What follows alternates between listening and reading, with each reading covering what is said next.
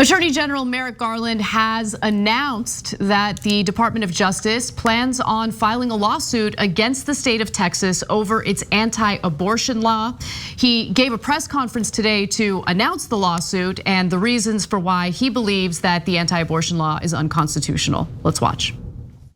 Today, after a careful assessment of the facts and the law, the Justice Department has filed a lawsuit against the state of Texas. Our position is set out in detail in our complaint. Its basis is as follows. SB 8 bans nearly all abortions in the state after 6 weeks of pregnancy, before many women even know they are pregnant, and months before a pregnancy is viable.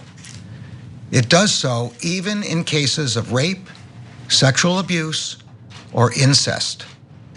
And it further prohibits any effort to aid the doctors who provide pre-viability abortions or the women who seek them. The act is clearly unconstitutional under long-standing Supreme Court precedent. Those precedents hold, in the words of Planned Parenthood versus Casey, that, quote, regardless of whether exceptions are made for particular circumstances, a state may not prohibit any woman from making the ultimate decision to terminate her pregnancy before viability. So the argument made there is very similar to the argument that's already being made in the lawsuits that have already been filed against the anti-abortion law. And so I really question how much of an impact this lawsuit will have. There are some legal scholars who have weighed in, and I'll give you their point of view in just a second. But Cenk, before we get to that and the second half of Merrick Garland's statement, what do you think? So first, my expert legal analysis, which I share with you guys often. I don't know if you guys know, so I'm a bit of a lawyer. In this case, but it's true. I mean, but it is true. Yeah. So in this case, I have no freaking idea. Yeah. I don't know if this is going to help at all. I do know that the Texas law is unconstitutional. That seems clear. We talked on earlier shows about why the Supreme Court didn't take it, and it's not completely open and shut. The reason the law was designed the way that it was to avoid judicial scrutiny, or at least it gave conservative justice enough of an excuse to avoid judicial scrutiny so it could actually take effect before it gets adjudicated. Now, when the Justice Department jumps in and sues them, that could be a moment where the judges then go, or ultimately the Supreme Court justices go, okay, yeah, now we have a real issue in front of the court, so it ends Texas's loophole. Or they could say, no, the loophole still applies. This is not about state power. It's one set of citizens suing another set of citizens. And once they do to collect $10,000, then we'll have a real case and then we'll judge it. And so it's very hard to tell right now which way the courts are gonna go, and it's gonna have to weave its way through the courts. So maybe it helps, policy-wise, substance-wise, can't tell yet. Politics-wise, it definitely helps because it looks like the Biden administration is going out there going, we're doing everything we can, damn it.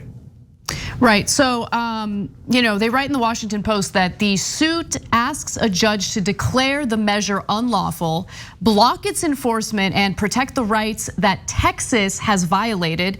Legal scholars and advocates have suggested that a lawsuit alleging women's civil rights are being violated under the new law is one avenue the Biden administration could take. So let's get to the second half of Attorney General Garland's statement on what the DOJ plans on doing. Federal law, by prohibiting federal agencies from exercising their authorities and carrying out their responsibilities under federal laws relating to abortion services.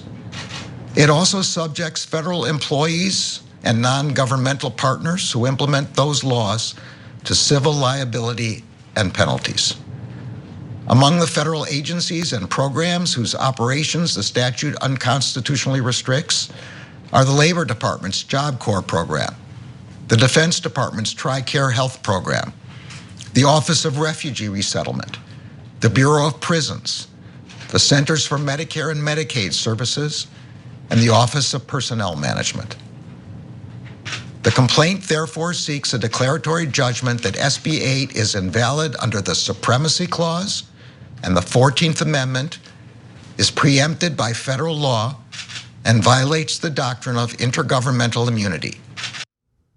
So look, I hope no one's distracted by the fact that he has the charisma of a celery stick. It's good that the DOJ is planning on doing something about this. I'm pleased with that. But look, at the end of the day, the most important thing to be done is for Congress to pass legislation, something that honestly should have been done long ago. Certainly when Obama had started his first term and had a supermajority in Congress. I mean, just make sure you codify reproductive rights through legislation. Unfortunately, Congress did not do that. And now you have Nancy Pelosi in the House drafting up legislation to ensure that reproductive rights are protected under federal law. That is gonna go nowhere in the Senate unless the Biden administration pressures corporate Democrats in the Senate to do away with the filibuster, which would require 60 votes in the Senate to pass that legislation. So the fact that we don't have like a real avenue through which Congress can protect reproductive rights, I guess it's nice to see the executive branch under the DOJ doing something about this. But again, I mean, I wish I could give you a clear prediction on what I think is gonna happen with this lawsuit. I really don't know. Yeah, so Jessica Cisneros had a great quote here that I want to share with you guys. She's a Just Democrat. She's running against Henry Cuellar, who's one of the most conservative Democrats and against choice in Texas. So very relevant race down there. She almost beat him last time and she'll likely beat him this time. So she wrote, asking us to quote, out-organize the attacks on voting rights and reproductive health care is so disheartening because we did out-organize those attacks last November. Yes. She said Congress needs to act. It's now or never. The stakes have never been higher. So that's such a great point because what are you asking us to do? Our job was to get you elected, she's saying, as the voters and activists and people who care about the Democratic Party's priorities, legislation, etc. right? Now it's your job after we acted for you to act. Don't then turn it back around on us and go, we have all the power to act, but golly gee, I don't know what the hell we're gonna do. I guess we're gonna do nothing. Why don't you guys magically figure out what to do? No, that's not how it works. That's not how our system works. So don't let them lie to you. Here, give Biden credit for doing something that might help. Good enough, at least it's something, right? But the real action is in Congress, and they could easily end the filibuster, make Roe v. Wade a national law tomorrow. They could do it tomorrow. They're choosing not to do it. That's the Democratic Party. So I love that there are progressives now within that tent going, now we're gonna call you out on your BS because you're choosing not to really fight back. There's a lot of noise around, oh man, we are so upset at the Texas law. Right. Well, the way you show that is through legislation. No, that's exactly right. I mean, just my final point on this is, the other day, as this situation in Texas is happening, we keep hearing about the pushback on the budget reconciliation bill, which we'll talk about later in the show. I forgot for a minute that Democrats hold control, like that they have the power. You forget, it feels sometimes like we're still living in the Trump era, although there's a little more decorum in government without Trump sitting in the White House. But nonetheless, like that feeling of powerlessness is ridiculous considering the fact that Democrats campaigned on Trump being this huge threat and how important it was to get them elected to prevent that threat from gaining additional power and to ensure that they pass their agenda items. What's going on with their agenda items? Well, almost no action. I mean, so in terms of Congress, they passed the COVID relief bill and very little else. Yeah. So here we are now, it's almost been a year.